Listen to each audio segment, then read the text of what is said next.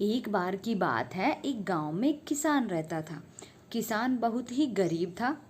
वह अपने खेतों में दिन भर बहुत मेहनत करता था, लेकिन फिर भी उसकी खेती बहुत ही साधारण सी होती थी। तो एक बार जब वो अपने खेत में काम कर रहा था, तो काम करते करते थक जाता है और थक कर वो पास के ही एक बरगद के पेड़ के पास जाकर बैठ जाता है। पेड़ के पास बैठा जब कुछ सोच ही रहा था, उसे वहाँ पर एक सांप दिखाई देता है। सांप को देखकर वो सोचता है कि शायद यही हमारे क्षेत्र के देवता है और मैंने आज तक तो इनकी पूजा ही नहीं की। अब वो मन ही मन कहता है कि हे नाग देवता, आज के बाद से मैं आपकी पूजा भी करूँगा और आपको दूध भी पिलाऊंगा।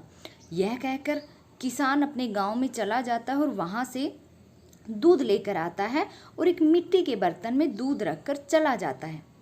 दूसरे दिन फिर से किसान आता है दूध लेकर और उस मिट्टी के बर्तन में दूध डालता है। जैसे तो उसमें देखता है कि एक सोने का सिक्का रखा हुआ था। अब वो सोने को सिक्के को उठाता है और चला जाता है। फिर अगले दिन आता है और दूध डालता है, सोने के सिक्के को लेता है और चला जाता है। अब ये सिलसिला रोज चलने लगा। किसान दूध ले डालता बर्तन में और सोने का सिक्का मिलता वहाँ पर उसको एक, और वो सोने का सिक्का लेकर चला जाता। फिर कुछ दिनों बाद उसको एक किसी काम से गांव के बाहर जाना था।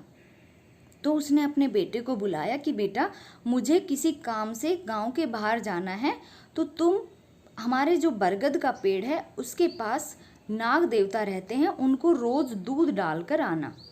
उसके बेटे ने कहा ठीक है पिताजी, मैं रोज डालकर आऊँगा। किसान ने कहा बेटा, याद कर कर भूलना मत, रोज जाना और वहाँ पर दूध डालकर आ जाना। यह कहकर किसान चला जाता है। उसका बेटा वहाँ जाता है और दूध डालकर आ जाता है।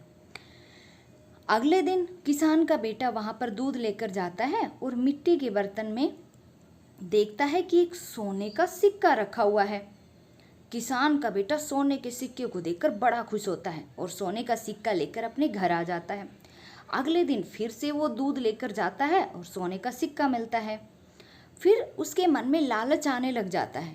वो सोचता है कि इस बिल के अंदर तो बहुत सारे सोने के सिक्के होंगे, क्यों ना मैं एक दिन में ही इनको खोद कर निकाल लूँ। रोज रोज एक एक सिक्का लेने से तो अच्छा है मैं एक दिन में ही सारे सिक्के निकाल लूँ।